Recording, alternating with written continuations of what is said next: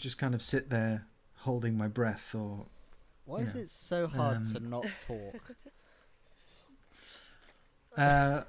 Honestly, that is a question for between you and your therapist, Alex. Hello, glorious listeners, and welcome to another episode of What the Trans. What the trans? Yep, it's us. We return. How are you two? She asks trepidatiously. I'm feeling totally fucking radical, dudes. I am sick as, bro. Yeah. Call me one of the four horsemen, because I am pestilence right now, baby. Oh, yeah. I mean, Flynn is feeling sick. I'm feeling sleepy.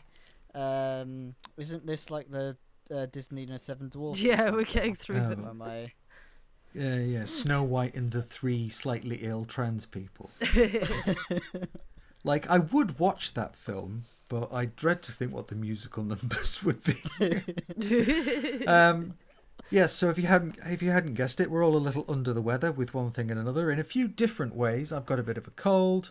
Alex got no sleep last night, and not in a fun Beastie Boys no sleep till Brooklyn sort of way, just classic insomnia. And Flint is just fucking sick. Yeah, dude. Gnarly. Yeah. Fucking sick. It's gnarly. I am sickening, as in contagious. I've got to stop. It's all right. No, I was going to say I'm enjoying the 90s slang. Gnarly, wicked, radical. Yeah, I love it. I was raised on Bill and Ted. Yeah, you were. Me too, which is why I'm enjoying it. Anyway. So how's our most functioning host today? Which one's that? Oh, it's me, isn't it? Yeah. I'm fine. I think I mentioned last time that I had ordered a new bass guitar, and it has now arrived, and it is fretless. It's lovely, and I've been, canoodling with it. That's definitely the wrong word, but you're saying it's a word you've used now. It's a word I've used now. It's a word with you imagery. Say noodling. Yeah, you say noodling when you're just kind of noodling around on your instrument of choice. True. So it's not too far off, but it is still a very unfortunate choice of word for me to have used. Please don't take that out of context.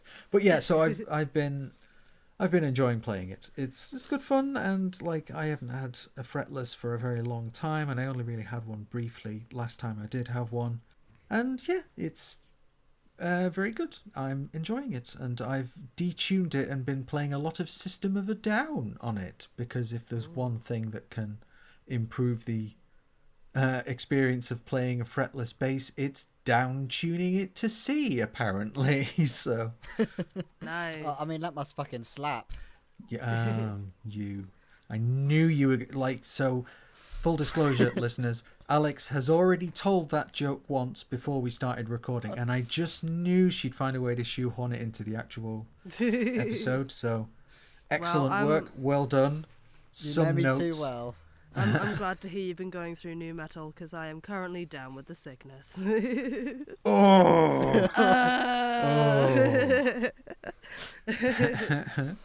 Still full very of good, jokes. Actually.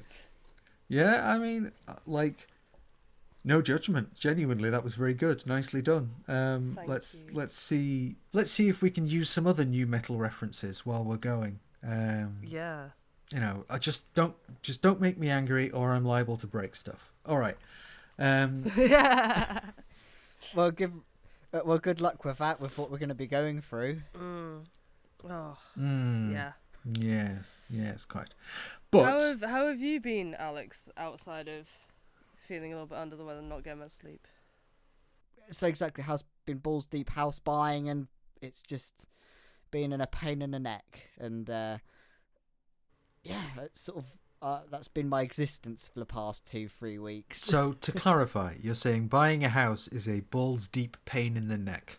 Thank you. Yeah, that's what I was thinking. I was like, that's a lot of body parts. There was a bunch of stuff being invoked there. I didn't say it was my balls. No. You know. No. Getting personal on the pod now. No, okay. Well, before I, started to sound like this, I was having a whale of a time because we finally got to release the April Fools, the What the Sis, which was so much fun. Yeah. That was fun, wasn't it?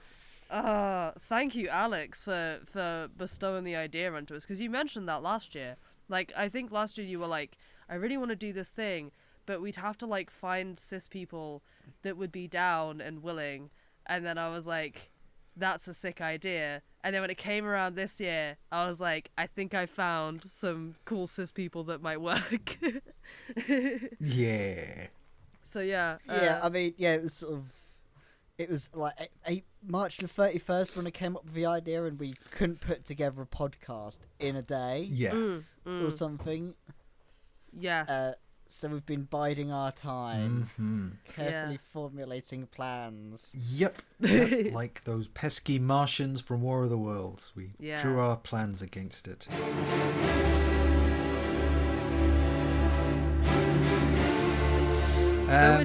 By which I mean I basically got two of my friends, well, a partner of mine and a friend of mine into a room and went, tell some jokes because yous are funny.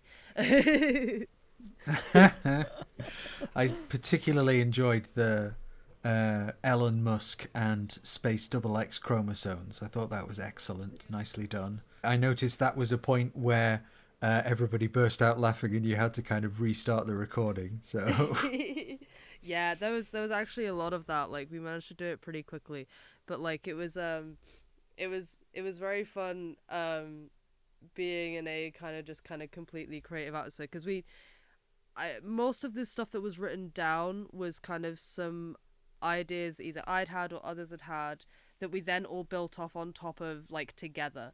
So there are some lines that, like, I remember, like the two sisters laying pipe and Space XX chromosomes, that was just Owen off the cuff going for it. The top surgery simulator one, and like the name Elon Musk and that like, right, but that was stuff that I'd written. And like some of the rant as well, and like it was just a good fun time, a nice little break, a palate cleanser, if you will, to continue the analogy of this show and food. But yeah, fun times. I enjoyed being able to cathartically lose my shit like an entitled transphobe. I was so jealous. Yeah. I was like, I'd kill to have been able to do that role, but you smashed it out as well. And Definitely. I was so jealous. Well, Definitely. And it was partly only possible because Dan has a studio space. And so when I was like, hey, would you like to be involved in this thing? Because both Dan and Owen have like trans people in their lives, in their family, and like they're people that I would trust with this kind of thing, because I know that if they were to fall into some problematic territory, I'd be able to be like, hey, that might not be the one, and they would take that like with grace and understanding, right? But like Dan was like, well, we could use the studio, and then we can like riff off each other like in real time, and that's how we were able to get the sound of like me storming out the room, because I just stormed out of the room. yeah. Oh, that is brilliant. No, it was great, and it was a joy to listen to, and it was one of those things that there were a couple of different versions before the one that we released, and there was some stuff that got chopped out, like, and wisely so, I think. But even just listening to the first version of it, I was just pissing myself laughing. So very, very nicely done. Excellent work. And so much of that is because of the amazing editing that Amber did on it, and the thumbnail work that Shroomy did on it was absolutely amazing. Like, such good work. I've also just remembered it's my dog's 10th birthday today, so I'm happy now. Happy birthday! Happy birthday, Pooch. Yeah. Happy birthday. Oh yeah, The trans ally that your dog is. Adorable trans flag cape. No, it wasn't a trans flag, it was a progress one, wasn't it? Yeah, it's actually a couple years old, that picture, because it was when I had to hurriedly make some social media accounts for the Trans History Week. I was like, oh, I guess I gotta make a LinkedIn. I don't want to put my face out there yet. Quick, put the dog in a flag. That'll work. But it's one of my favourite pictures of him, so I was like, yeah, why not?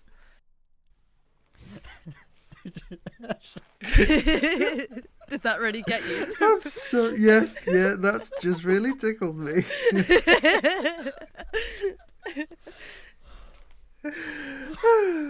Wonderful. Okay, all right. But you know what's not wonderful? I'm just going to gesture at everything broadly. Actually, no, scratch that. Because what is wonderful is the community standing together and people taking action and standing up and saying, no, fuck this shit. And so let's go to our regular coverage of no, fuck this shit, and go to Action Alley. Cue the actual video game music that we hope we don't get sued for using, because it's time. So, the Trans Liberation Front, Brighton, great name, are organising a protest against the Labour Party and against the Cass Review. Their Instagram describes the march as a mass against Cass. And a quick quote from them: the government continues to threaten our access to healthcare, and they do nothing in the face of increased attacks against trans folk. We must show them that we will never accept this injustice. It's time to retaliate in kind. Cops and TERFs fuck off. And it's on April the 12th and starts at midday at the Peace Statue in Brighton. So the following day, the protest we mentioned last time, we're going ahead. This is a counter-protest of Posey Parker, aka Kelly J. Keane Minshaw, such a bloody long name, who is holding a Let Women Speaks rally in the city. Attendees are encouraged to bring their tambourines and other ways to make noises. You can follow the hashtag Bristol Against Posey Parker for more updates on the Hell site. Again, that's on April 13th at midday. And if you've been wondering if there's any meaningful way to support trans people in the US right now, we have an answer for you. DistributeAid.org are launching a HRT harm reduction toolkit that provides 1 year of medical supplies needed for injection-based HRT for free. More details are available on the website, which we'll link to in the usual place. Yeah, absolutely, but it's getting to something when, like, an international aid organisation is offering its services in the US. Yeah. Yeah. Right? Yeah. So, like, let that sink in. Yeah, well, it was, when I was writing this up earlier on, I was like, hang on a minute. But there you go. That's the world we live in. Hooray! Yeah, so speaking of the US, I think it's time we hop over the pond. Let's do some pond hopping.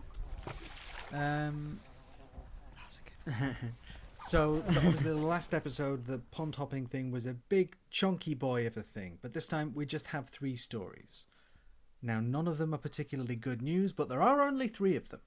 Not 9, as there were last time. Took up half the episode, that, didn't it? 9? Yeah, we had 3 long ones and then 6 short ones. It's 9. Oh gosh, yeah, that was So like, you go from so quickly. So Donald Trump is still issuing executive orders, and as we can all see, regardless of whether they are legal or make actual, sense, this time it now includes taking away trans people's ability to vote. The first one is to demand that voters provide proof of citizenship in order to be accepted into the voting booth. That would already disenfranchise millions of American voters, and also tries to force Elon Musk's Department of Governmental Efficiency to rummage around in the constitutional gubbins of America's voter infrastructure, reviewing voter registration lists and documents for maintaining the records. But the main bit that will take away trans people's right to vote is making a passport the required document to use to prove their citizenship. You may recall how, in the very first few days of Trump's presidency, the government started withholding and seizing any passports from people looking to change their gender in their passport. There are concerns that any potential discord between genders listed between documents could also be used as a way for the US to disqualify any trans person's vote in any election. With the continued trend in US states to make it harder to change your legal gender in documentation, this is only going to become more of a problem. And so, as that has just pointed out, from the very start of this avalanche of executive orders, this has been like an obvious part of the plan. Yes. You know? Yeah. Like Absolutely.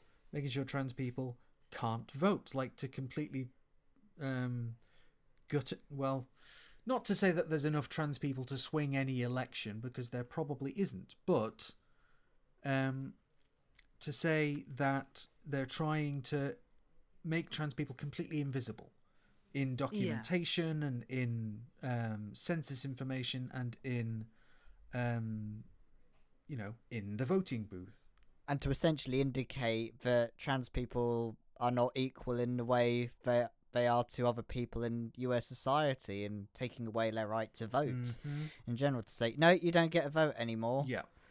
Because we think of you lesser. Yeah. Yeah. And I think, well, yeah, for me, I kind of see this as yes, this is an attack on trans people, because it is fundamentally it's putting in place a mechanism whereby you can further shrink who gets to vote, full stop. And that mechanism is not going to stop being used with just us. That, to me, is not a move that was made to target specifically trans people. I see us as part of the wider target, which is enough to swing some elections, right? Which is primarily people that, may not have proof of citizenship for one reason or another, and they would still be affected. They still live in and are affected by all of the political goings on in the country, but it's about shrinking that ability for people, also for people who say couldn't afford to go and get a passport, things like that. There's so many ways in which this limits people's democratic right, and yes, inherently it reduces trans people's ability to exercise their democratic rights as well. But I feel like the buck doesn't stop there. No, you're right. You're absolutely right. But yeah, speaking of passports and travelling, I suppose, last time we talked about Germany issuing a travel advisory to LGBTQ plus people who plan to visit the United States, and since then 3 more countries have done the same. Denmark, Finland and France have added their own advisories, with France in particular saying that they strongly recommend travellers contact the US Embassy before travelling, or at the very least check the website, quote, for any changes or new measures adopted. The growing list of countries advising their citizens to exercise caution when travelling to the US is only going to get longer, and now includes the UK, which, when talking specifically about using an incorrect visa or overstaying one, points out that, quote, you may be liable to arrest or detention if you break the rules. That original German guidance we mentioned says that being detained or denied entry at the border is a possibility, even if you do hold valid travel documents. The UK and German advice isn't just for LGBTQ plus people, that's for everyone. So our advice when travelling to the US is don't. Yeah. This is it's concerning. It is, but I saw someone pointing this out, right? That if they're getting into the habit of looking at foreign travellers of all kinds and saying, no, you have to go home when, or we're going to detain you or whatever, how's that going to affect things like the Olympics, which is in LA in 2028?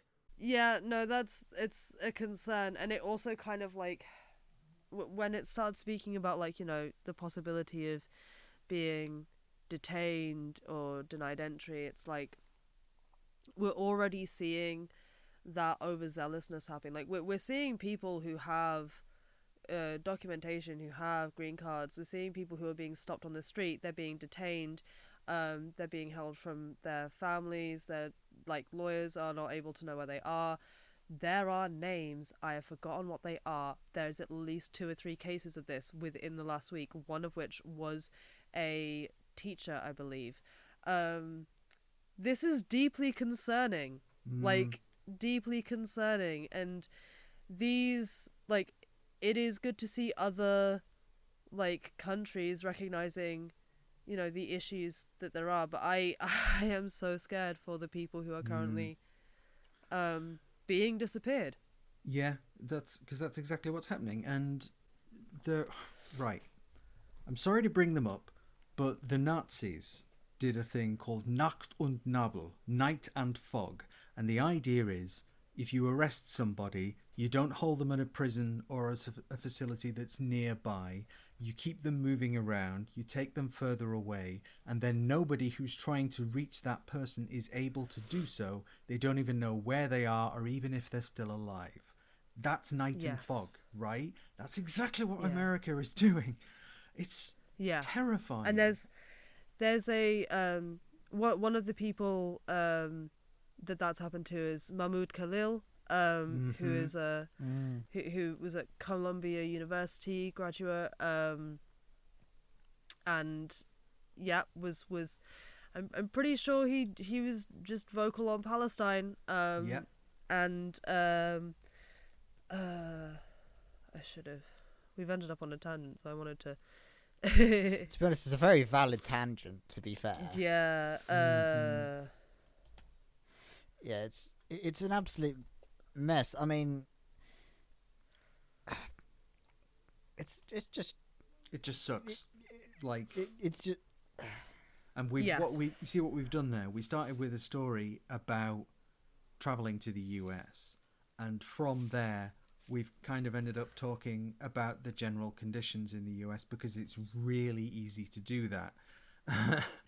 Yeah, no, exactly. There's so many parts of what's, you know, going on in America right now that is horrifying, and it seems to be bleeding into all areas of society, and it's like, like, a lot of this isn't even we focus on the LGBT element of it, but it kind of is like keeps straying into these other areas. Yes. One of the other areas that it's also straying into, out of those many, is schools. Because whilst multiple countries have issued travel advisories to keep their LGBT citizens safe, the latest investigation and action by the soon-to-be-dissolved Department of Education seeks to endanger theirs. Last year, California's state government put in a bill to limit the forced outings of trans young people to their parents. This got the usual outrage, legal challenges, etc. And now, the US Federal Department of Education wants to throw its weight behind its own challenge, and in this case deciding to open an investigation into the California State's Department of Education. In this investigation, it claims that the California Department of Education violated the Family and Education Rights and Privacy Act, and with this investigation now leaves a threat on the department to out trans kids or face having their funding pulled. Like, it's do as we say or else, isn't it? Which is so much of this administration. Yes. Yeah, to blackmail and try and do not comply in advance. I know, but in this case, it's like, comply with us and do it right now, or we'll pull all of your funding. Yeah. It is starting to, there's a difference between, I would say, like, oh, hey, this is how we're doing things now, and what's happened here, which is a much more, here is your consequences if you do not follow our orders, which kind of is a much more prickly position to put someone in. But on the topic of compliance, I feel like we've got to mention that currently right now, as much as we've just had 3 pretty nasty stories with tangents to even nastier stories, we do have to bring up Cory Booker. Yes. Because... Yes. So, for those who haven't seen this already, a US Senator, Cory Booker, who's a Democrat, has managed to break the record for the longest solo filibuster delivered in the Senate, which is explaining a filibuster. Basically, you know how when you have a debate and you normally have a certain amount of time that you're allowed to speak, and then you got to shut up and let the other side speak? Yeah, filibuster is where you do not yield your time. You do not stop speaking. A really great example of this is in the Parks and Recreation episode where Patton Oswalt does a filibuster, in which he starts to just go into like what he would want to see for a revival of the Star Wars universe. This is pre the sequels coming out. Awakens, and he he shot for shot describes what later becomes The Mandalorian. That's wildly off topic. But he's managed to break this record. Previously it was held by someone whose name Strom Thurmond. Yes. He was filibustering against the Equal Rights Act in, and this was ages ago, right? Like the 50s? Yeah. Yeah? Yeah, it was like 57 or something. Yeah, so they wanted to do an equal rights bill in the 1950s, and it was prevented by this guy, Strom Thurmond, who just didn't do the decent thing and die until he was like 101 or something. Yeah. I can say that. I can say that he's dead and I'm not in the US. So no, fuck yeah. Yeah, no. But rest in piss, motherfucker. Exactly. Fucking exactly. But it's great to see that fucking record, that stain, has been scrubbed out by this. And I mean, we can talk about how immediately useful or powerful is a filibuster, how much does a filibuster get done, etc. I feel like those are conversations that are not really for us three British people. Yes. But I respect the balls of the move, and I respect the fact that you had to continually speak and orate for over 24 hours, like 25 and something hours. It was, yeah. Yeah, 25 and some change. And like, we struggle with that for 90 minutes. Can you imagine? And that's with three of us. Like... And that's with no bathroom breaks, just sitting there talking endlessly. Yeah. Yeah. And it's and in protest of the current administration, which is, Why is no one talking about what the actual Senate floor was talking about? So what they were actually discussing at the time was the admitting of a particular person, like admitting someone to the Supreme Court. It was putting someone in a position. I see. I've forgotten the word because flu brain. But yeah, that. That was what I think they were discussing at the time, was basically, do we hire someone or not? And he stepped in and went, appointing. Thank you. Oh my god.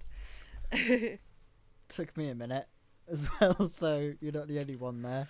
Exactly, it was appointing it must have been a Republican one then. But did it go through or didn't it go through? That's what I'm wondering. Well, I mean, again, we're getting a bit off topic here, aren't we? Yeah. So I guess sticking with the subject of the California bill and schools and trans students and stuff, let's talk about Kathleen Stock. Okay? So, Kathleen Stock is an arch gender critter and has been for quite a long time. She's a professor and has previously been employed by the University of Sussex. And that employer, the University of Sussex, was recently fined £585,000 by the regulating body, the Office for Students, or the OFS. This fine is 15 times larger than any previously issued by the OFS, and it's also the first time the OFS has ever issued a fine relating to freedom of speech and academic freedom. The power for the OFS to issue this kind of fine is pretty new and was only properly enabled this January. But what's the fine actually for? Because funnily enough, it doesn't relate to anything that Kathleen Stock did or said, nor does it relate to the protests during her tenure. It's all about university policy, or at least that is the official line.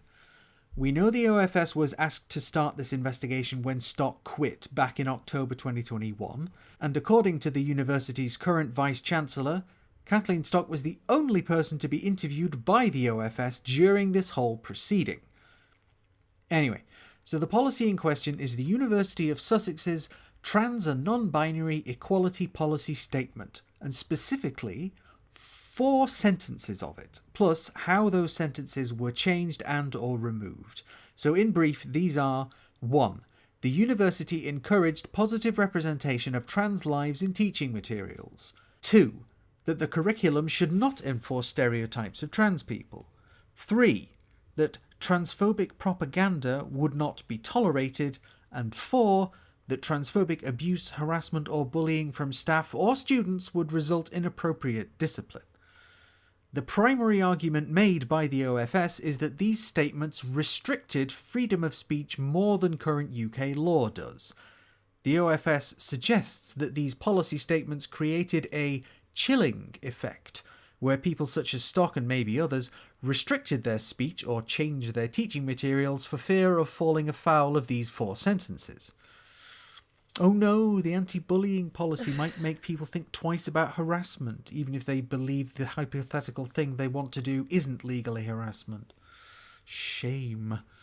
The OFS suggests both that the university policy should include specific protections for gender-critical speech, and that words such as harassment or abuse or bullying should be defined exactly as they are in law. Now, I don't know how you do both of those things at once, or how you write an anti-bullying policy under those conditions, especially when that word bullying is not defined in UK law. So we'll have to see if there's any more helpful instruction when the OFS publishes new guidance on the matter. So, yeah, Kathleen Stock. Grrr, I'm sick of talking about Kathleen Stock.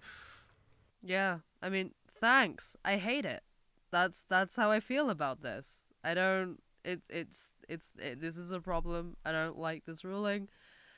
I don't think it's right. But yeah. I'm sick of seeing her name pop up. I'm sick of it. I'm sick, dudes. No. Yeah. I can't pull it back to that again. That's silly. No, That's that's silly. good. That was good. I can't milk it. No. People are gonna accuse you of having the man flu. Oh. But no, like, genuine, to pull it back to seriousness, like, this is a problem and it's concerning and I don't like it, and yeah. Yeah, I mean, so the ruling is, well, not the ruling itself, because we've not had that yet, but where they've specifically said, oh, this anti-bullying policy could create a chilling effect. It's like, but they're not concerned with their judgment creating a chilling effect now, where a university allows a transphobic speaker to just literally spout hate speech because they think they'll get sued for £500,000 if they do anything to stop it. Yeah, I mean, with what we've said in brief, it's literally distills down to don't be a dick towards trans people. Pretty much. And for some reason they're like, this is absolutely chilling. We must not allow them to we must not let them be nice towards trans people. To me, this looks like they were very explicit in their policy drafting of protecting people from transphobia, which means that specificity has now been weaponized as if it's a heightened level of restriction, when I look at that and I read that, all I see is all I see is the university encourages positive representation because you should encourage positive representation of minorities. Curriculum should not enforce stereotypes of trans people because you shouldn't enforce stereotypes of anyone within your curriculum. That transphobic propaganda, because hate propaganda should not be tolerated. That transphobic abuse, harassment or bullying, yes, because abuse, harassment and bullying should not be tolerated. This is, to me, it looks as though there is an attempt being made to create an exception where things that would normally apply within hate crime law, you're able to carve out these exceptions where it may not be immediately the case, because now we have this fine and this potential ruling that might not come into trans people's favor. And it's just the vibes I'm getting. It's purely just the vibes I'm getting, right? I can't I can't say that any of that's fact. It's just that's what it feels like to me when I look at it. For sure. No, I agree, and I think that's what a lot of turfdom concentrates on is carving out those exceptions, because that's why we have that claim that the Equality Act now covers people who are transphobic. Sorry, people who have gender critical views. When take an inch, run a mile. Yeah. Or give an inch, take a mile. Exactly. That's precisely it. So anyway, bollocks to Kathleen Stock. And bollocks to Kathleen Stock. And the also, Office for Students. Speaking of shitty academics. Yeah. So there's a couple of updates surrounding the Sullivan report that maybe we should get into. Whilst we were writing the last episode, a bunch of guidance on how trans people can change their NHS number was removed from the NHS website. Now, that information still has not been restored, but a different webpage on NHS England now specifies that trans people under the age of 18 will not be allowed to change their NHS number and gender marker. We can confirm that these policy changes and website changes were enacted under the instruction of Wes Streeting, and that his decisions were based on the content of the Sullivan Review. Also, the Secretary of State for Science, Innovation and Technology, Peter Kyle, has said that he will be in regular communication with Alice Sullivan to ensure that she is satisfied with the actions the government is taking. Oh, for fuck's sake. Speaking of Peter Kyle, he seems to be hooked on bad advice, seeing as he's in daily communication with Wes Streeting. He's also admitted to asking ChatGPT for help on designing policy. No, come on. Could you, this is worse than an episode of The Thick of It. Finally, and unfortunately, we can confirm that there will be a part 2 to the Sullivan Review, and it will be on the difficulties of conducting research about sex and gender. We don't know yet when it will be released, but I swear to God, I feel like I'm close to having a heart attack when it does drop, because I don't. This is it's so bad. Anyway, fucking ChatGPT. Just that in itself, like just handing over a load of potentially sensitive government or government adjacent information to a plagiarism machine. Yeah, like I remember hearing that I cannot remember his name, but there is a guy who is in the US political sphere. He's a US politician that opened up about the fact that he has essentially 2 imaginary friends that are middle class that he like asks for advice on policy, and I remember reading that and thinking, I'm so glad that we don't have that level of incompetence right here, right now, in this kind of strange, farcical way. And then I hear this shit, and I'm like, no, stupid of me to think that for a second it would not be exactly the same over here. Yeah, sorry, babes. It's just baffling incompetence. Yeah, it is, and it's being weaponized incompetence, like what men do. Yeah, and it is worthwhile to mention within this that like cisgender under 18s who get adopted can still change their NHS number. So there's no concern that's been expressed about that. It is specifically because of gender that's the issue. Yeah, exactly. In last episode, we were talking about all of Sullivan's report and all the changes on the website as Trumpian, but then she stated it in an interview the following weekend after the report released that she agreed with Donald Trump. So it may be self-congratulatory, but we called it. Mm-hmm. I mean, yeah, it's almost like you start getting good at looking at some of these patterns and things. Almost. When you have to deal with them all the time. I said we called it and promptly banged my head into a wall. Yeah, well, fucking Alice Sullivan, man. Like, I think she's our new Darth Vader, I assume. No, 'cause that would mean that Darth Vader was incompetent. Oh, that's true, actually. Yeah, no, she's our new director, Krennic. Ouch. Yeah. Ouch. Oh, hopefully she doesn't choke on her ambition. Aspirations. I've watched Rogue One too much. But Andor's coming out soon as well, actually, 22nd of April or something. But cool. Speaking of people who've choked on their aspirations, the head of World Athletics, Sebastian Coe, has been having some fun. Has been a bit of a dick because World Athletics, which governs track and field events, has recently announced that it intends to make sex testing mandatory for all elite level athletes who wish to compete in the female category. We don't know when a full policy will be made available to read, but we do know some things from the consultation that preceded this decision. Blood tests and or cheek swabs are being considered for use in a SRY test. World Athletics have described this testing as almost always accurate and acknowledged that additional diagnostics may be useful in some cases.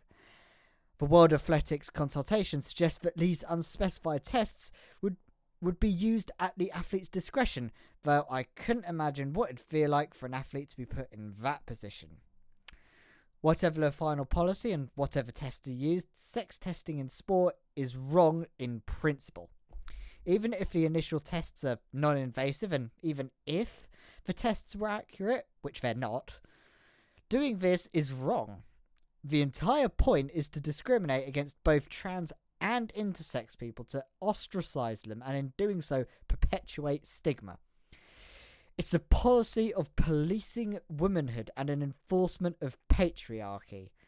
And sex testing in sport has a long history, and there are good reasons such policies were abandoned in the past. Yeah, and also, Sebastian Coe was a Tory MP from 1992 to 1997 and was made a life peer in 2000. I wonder who he likes. Yes, indeed. Wonder who. Yeah. Wonder who he's cribbing his notes from. Yes. Sport. Yeah. Go team. I could have a whole rant about the whole men and women category and believe the whole me, it's around irritating. Yeah. I already talked about the open playbook last episode, but oh god, that pretty much convinced me.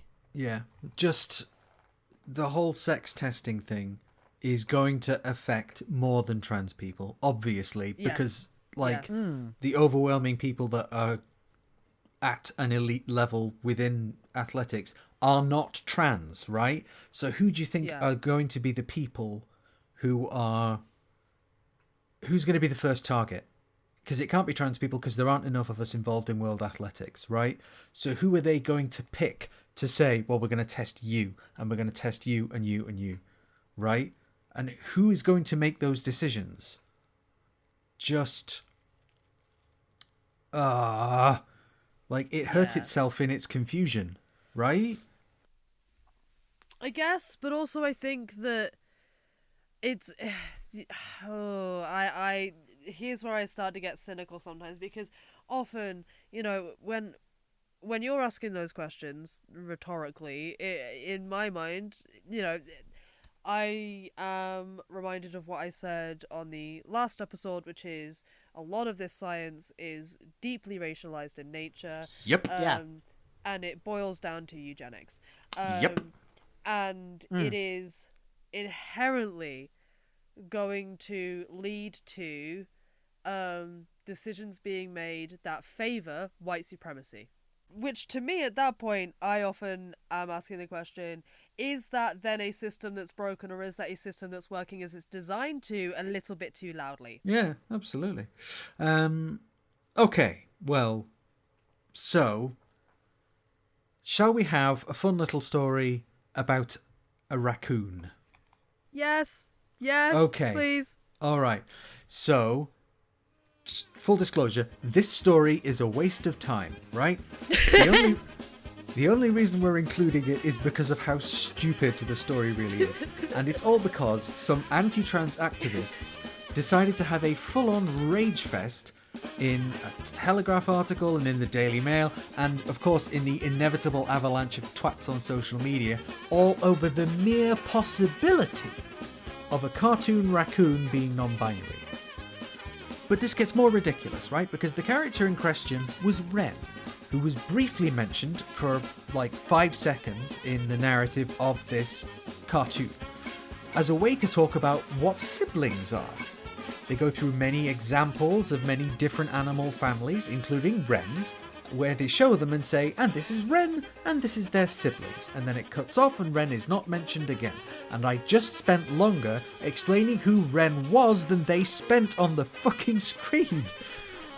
So this harkens back to the days when they had another rage fest at a non-binary alien back in 2022. But in this case, the headcanon put together by the TERF Tantrum was confirmed by the BBC to be completely false. The character was not non-binary. In the statement, it says, "We take our responsibility to our young audience and their families very seriously and take great care that all content is appropriate." So at this point, it was so ridiculous. If I was the press lead for the BBC, I would have said that. Ren was not intended to be non-binary, but because they kicked up such a fuss about, again, I will mention this, a 5-second clip, they are retroactively canonising Ren's non-binary status. So, yeah, transphobia rots your brain. I honestly, what a beautiful. This is Losers Corner energy right here. This is prime Losers Corner energy right here, and this is it hurt itself in its confusion. Oh yes. Because you look like fools. You look unserious. And it is.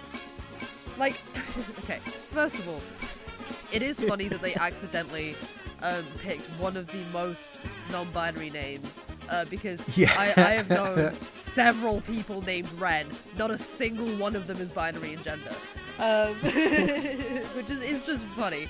But like, this is where it kind of gets to like the kind of dehumanization and threat thing. Like, as much as this is like a very silly story, the fact that it took this little to kick up that much, it really just shows how well people have been encouraged to become very activated, intensely dysregulated at the notion of someone not being, like, I don't even want to say, like, not being a binary gender, but it's like, of being queer, of being, because if they thought for a second that the raccoon was a trans woman or a trans man, it would have been the same reaction. Oh, yeah. It's the fact that it was, and I, yeah, that's a lot. That's a lot. Yeah, And I mean, That's too much, man.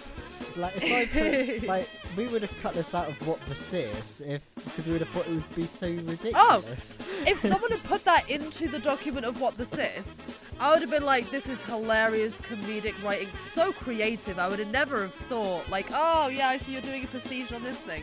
And if you'd have said to me, no, that's real, I'd have said, get the fuck out. Stop it.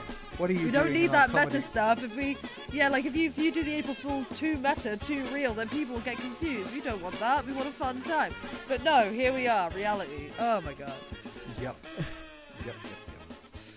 Cis people, everyone. Yep, that's them.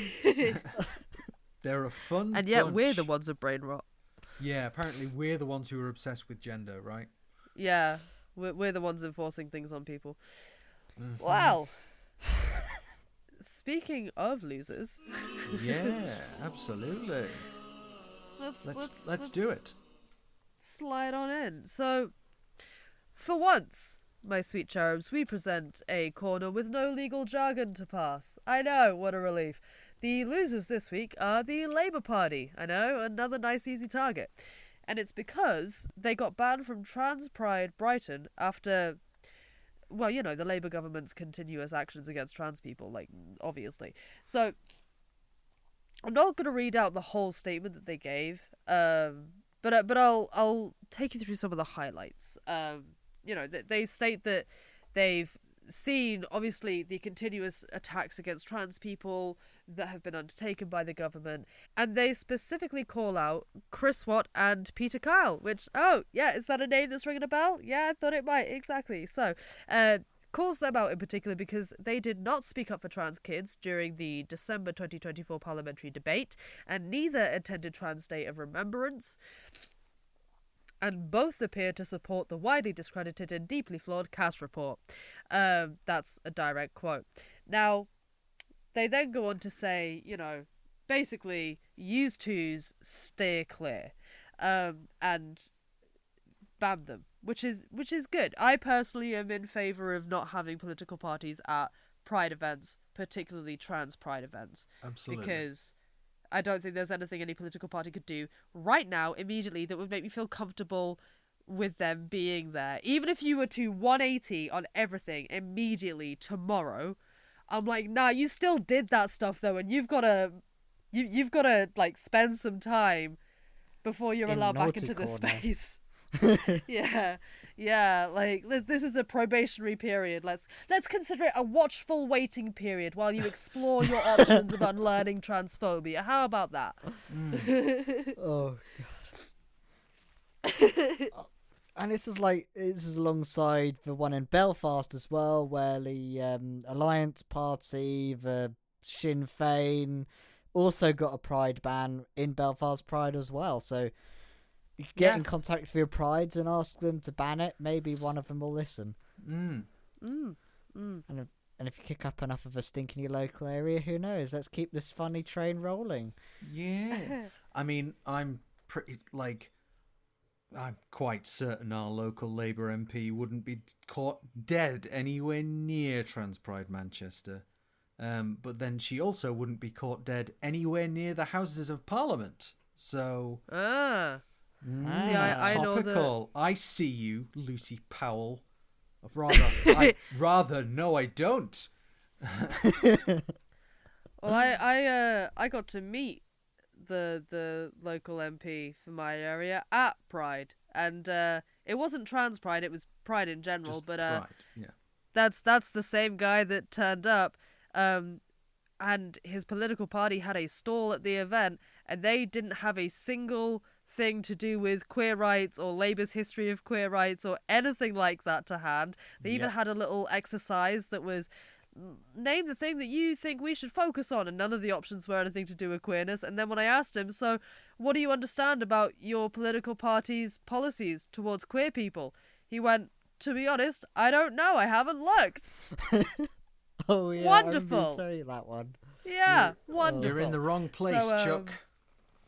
A little bit. It was truly like, bro, you couldn't even Google Labour manifesto whilst you're in the car. Man. Like, fucking, have a word. I wish I could say I've got a good story, but mine's the Lib Dems, so mine's been fairly decent.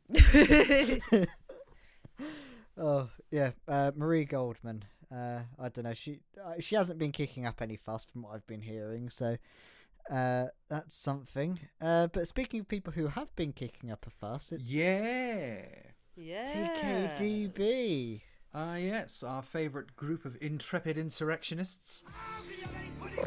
Yes, and and early last week they interrupted an event that had Wes Streeting attending with a group of other activists from Crips Against the Cuts, I believe, or a group adjacent to it, some good environmental groups. They were queuing out the door to do their interruptions, you know, it was that ridiculous. But yeah, there wasn't anybody else in the session apart from protesters. So we spoke to one of those people who were waiting in line. All right, so I'm with fantastic folks at Trans Kids Deserve Better, who's just had this amazing protest in front of Wes Streeting. I'm with Woodlouse and Tom. Would you like to introduce yourselves? Hello, I'm Woodlouse. I'm a pronouns. I use any of them. I'm Tom for pronouns it, he. Fantastic. So yeah, you've both have done some a really cool protest. You know, with Wes Streeting looking straight in his face and telling him what's what. Could you walk us through what happened at the protest? Because it seemed like So there was a lot of disruptions planned for that night. Like, we had 2 before us, multiple planned after us. A walkout. Like, there was a lot. We were the third. Tomful went up first. He tried to go on the stage. Pretty much was on the stage. You want to talk about your part? Yeah, I guess. I managed to get on the stage, but security grabbed my leg, so I couldn't get up and actually hand Wes the coffin. But I managed to slide it over to the table where he was talking with what's her name, Pippa, I think. Yeah. Then after Tomfall's going, like he's like halfway through dragging out. You can see in some of the pictures in the press release where I'm standing, like getting him onto a chair whilst he's getting dragged out. I start addressing Wes Streeting, but there's a member of security there. They don't really care about what I'm doing, but a member of the audience tries to grab me. I'm like there's an empty chair where Tomfall was. Then they're there. They're trying to reach over a chair, still sat down, to like grab me off of this chair. So I had to get down before I like got injured by a random person in the audience. I would have like also fallen into them. It would be really awkward.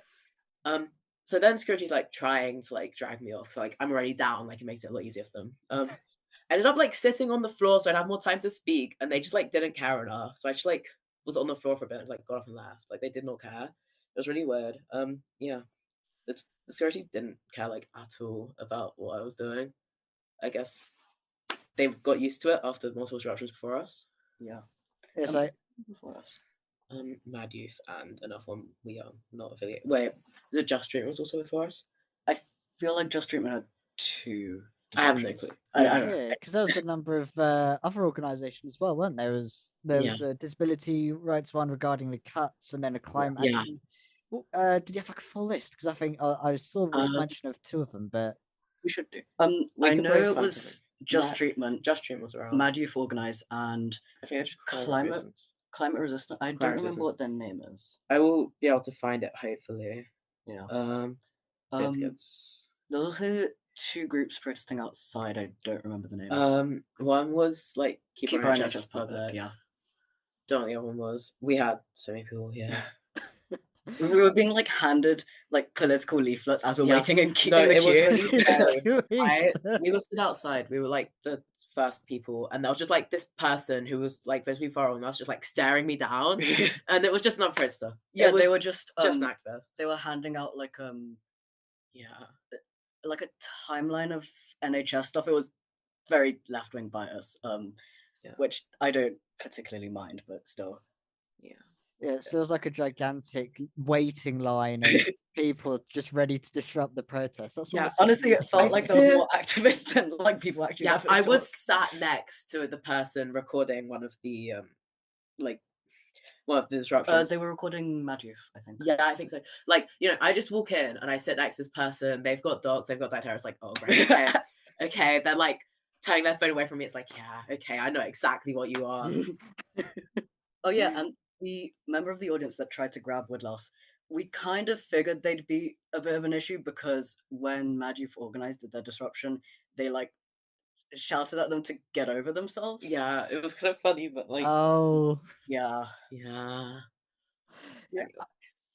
So how did you? So I suppose you managed to organise things with a bunch of other groups. How did that come about? Did you hear it from the grapevine somewhere? So without we have getting a comrade that is in touch with another person in like another group. I think possibly Climate Resistance. I'm not sure. I think it's for Climate Resistance. Yeah, I think so. Yeah, you tend to be part of multiple activism groups. Yeah, it's the praxis. Is it the word praxis? I can never really remember the right term for it, but it's the intersectionality side of it. And it sounded like there's more activists in the crowd than there was actual genuine attendees from what you're mentioning.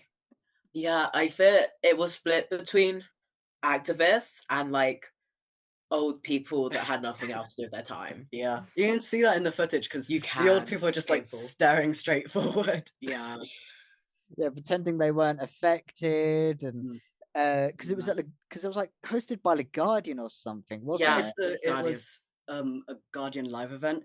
Yeah. So it's funny that we have like no press coverage because there were reserved seats for like so much press. Yeah, oh, it's really annoying because they had the best seats. Oh yeah, no, some of the reserved seats were like the aisle in the middle in front of the stage, which is where we like wanted to be, Yeah. because security was on the sides. I would have like actually gone onto the stage if we'd gotten those seats. But yeah, like covered you, but it was like it's a mess. fine. Yeah.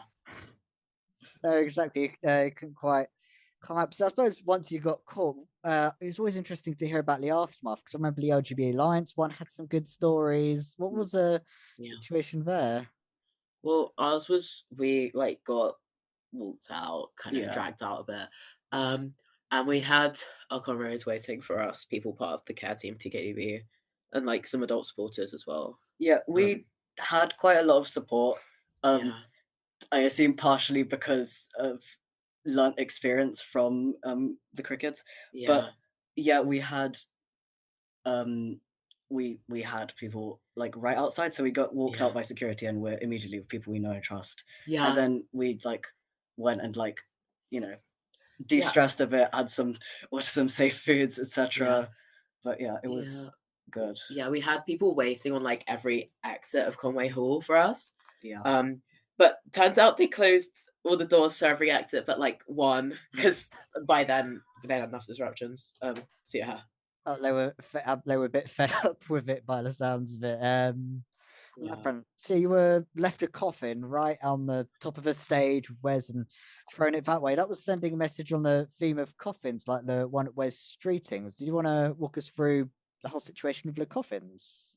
Yeah, pretty much since the occupation at the Department for Education, we've been like leaving a paper coffin outside of Wes Streeting's constituency office every day. It's messages from trans kids and also trans adult supporters that we want to get to Wes Streeting, and it's a response to the puberty blocker ban being extended.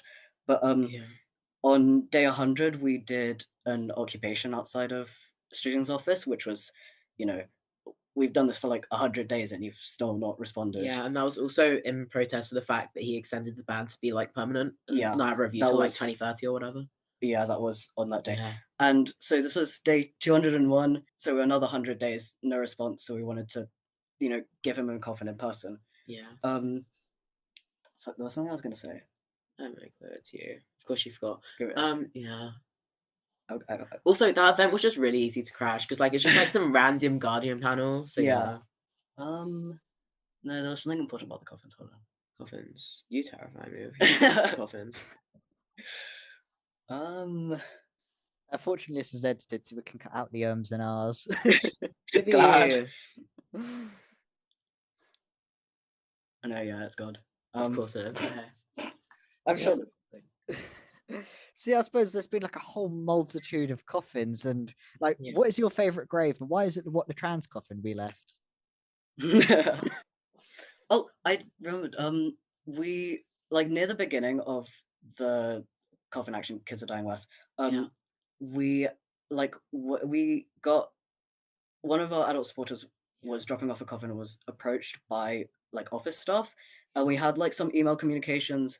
We asked for a meeting with Streeting, and we got to the point of like, okay, just give us a date and a time and stuff. Like, and then they ghosted us, and we got no response whatsoever. Yeah, like it was the point where we were already like planning things and like sorting out research, and we just like got ghosted. But yeah, that's also part of the reason why we, did the disruption, because we just got ghosted. Yeah, like he refuses to listen to trans kids. Yeah, and it's obvious he like does feel guilt, and like you could see the discomfort and fear in his face when we're like addressing him, but yeah, he still ghosts us and he still refuses to listen to us. On that, interesting thing, he didn't really react to any of the disruptions himself. Yeah, he just stayed quiet and let the other person talk, even though it was like his thing, like it was his event.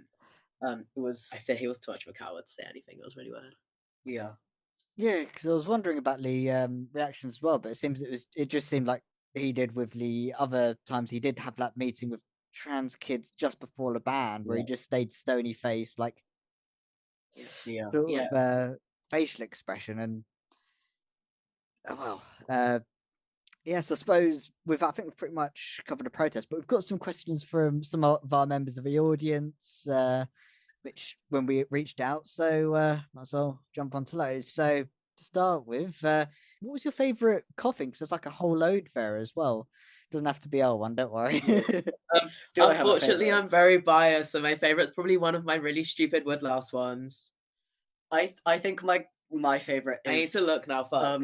the really silly woodlouse one. It's like me when healthcare, and it's like a party woodlouse, and then like something like that, and then Yeah.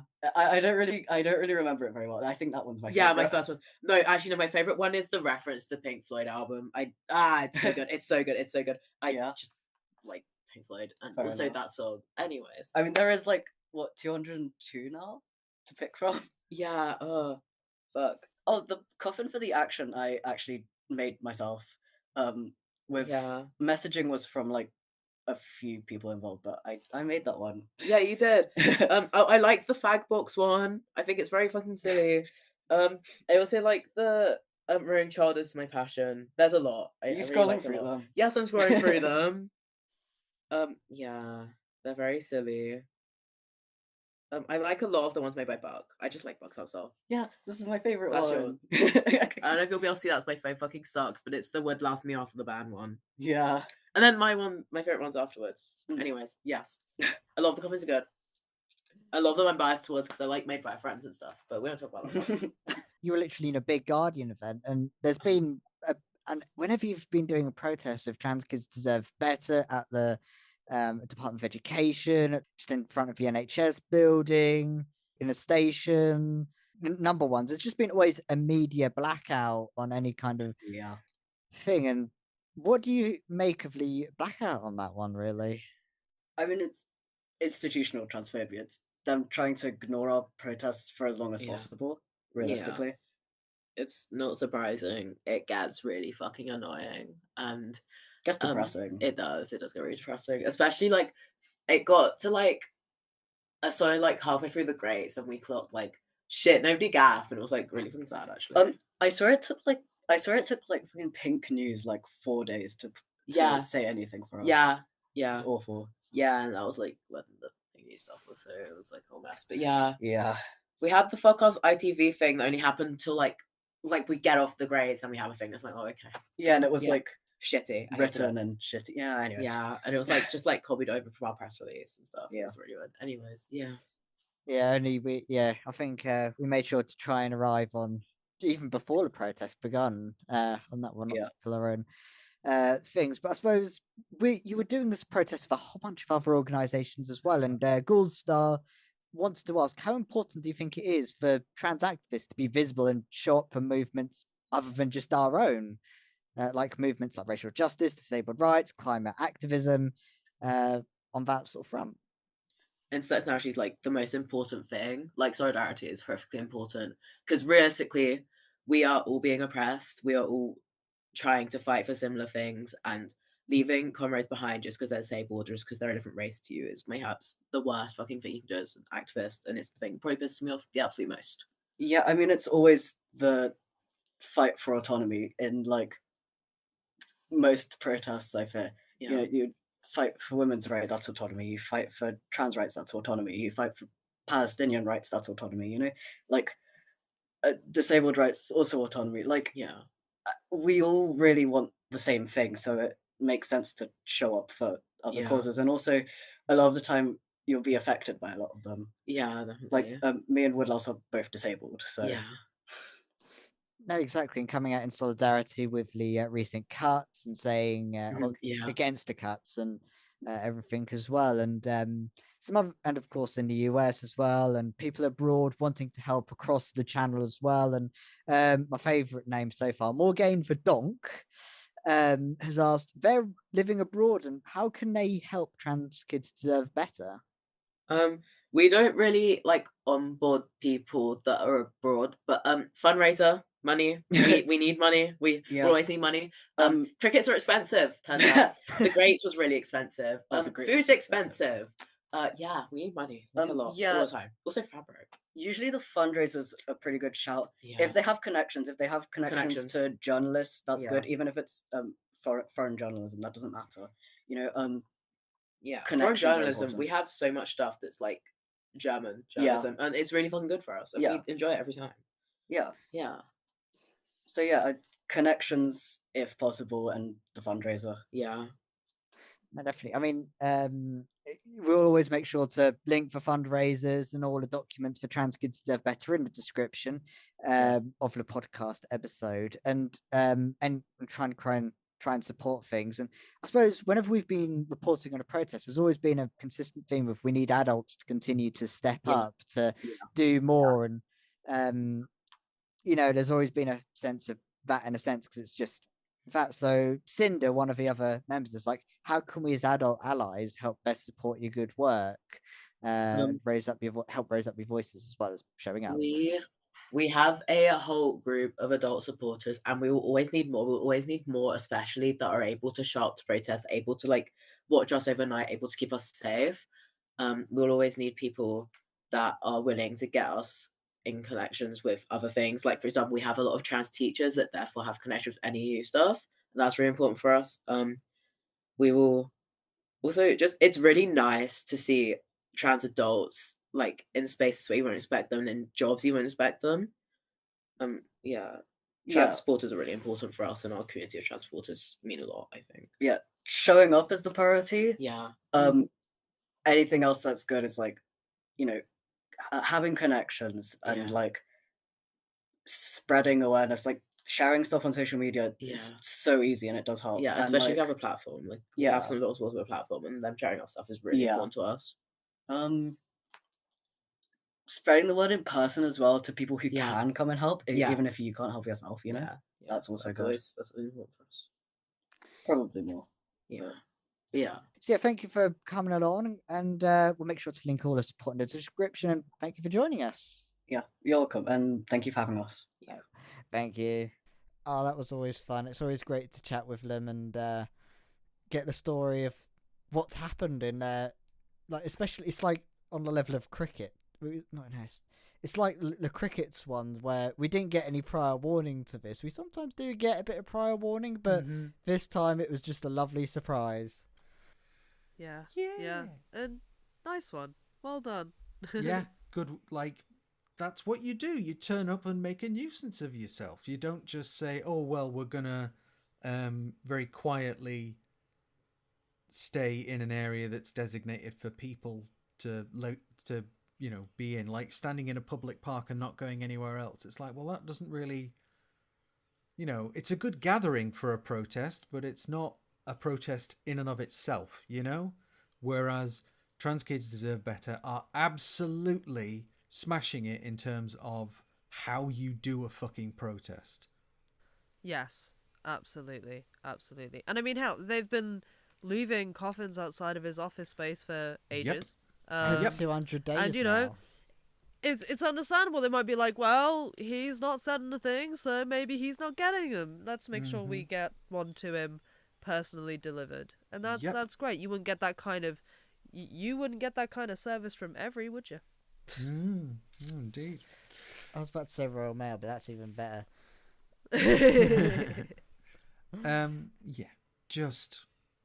Fucking Wes Streeting, man. Every time I remember he exists, I get slightly more angry. Yeah. Somehow as well, you keep finding new limits of like, I thought I couldn't be more pissed at this. And then something else happens, like, oh, no, there it is. I'm even more so. New limit. The limit does not exist. If he could be more of a cunt.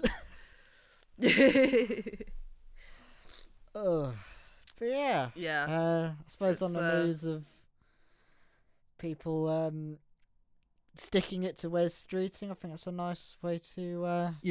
Well, we absolutely encourage people sticking it to Wes Streeting, not in a sexual way. I don't think anybody should have sex with Wes Streeting. I think that, we'll kind of do what the women of Lysistrata... He doesn't deserve the reward. No, indeed. Sorry. So there's a play called Lysistrata where the women in ancient Greece go on, like, sex strike. It's like, no, none of us are going to have any sex with any of you until you stop this war. And, like, let's do that, right? Let's go on sex strike from Wes Streeting. No hookups although for you. it might not be women that would be most effective in that scenario. Well, I believe Wes Streeting is gay.